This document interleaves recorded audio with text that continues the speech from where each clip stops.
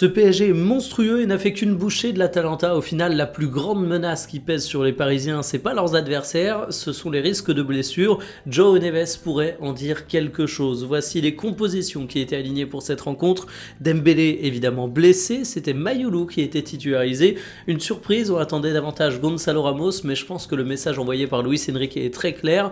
Gonçalo Ramos c'est un excellent entrant, mais il a envie d'un numéro 9 qui participe énormément au jeu, ce qui n'est pas le profil du Portugais. Le jeune Français a réussi une prestation digne, mais c'est pas lui qui était le plus en lumière.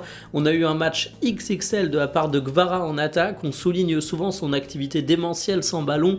Là, il a rappelé que c'était surtout un joueur qui avait du ballon. Il a été ultra dangereux, technicien hors pair, un but qui est impressionnant et le tout alors qu'il jouait sur le côté droit, ce qui, on le rappelle, n'est pas son côté de prédilection.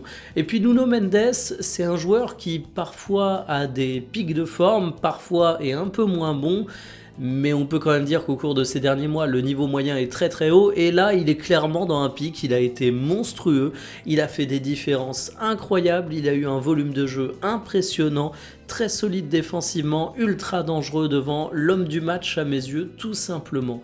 Sinon, de manière générale, le match était très carré de la part du Paris Saint-Germain, les statistiques le montrent, tu as la possession, le contrôle du ballon, tu t'es procuré beaucoup d'occasions, tu as peu concédé, ça aurait même pu alourdir le score si Barcola avait transformé le penalty concédé par les adversaires. Ça a été provoqué par Marquinhos. De manière générale, disons-le clairement, ce Paris Saint-Germain fait plaisir.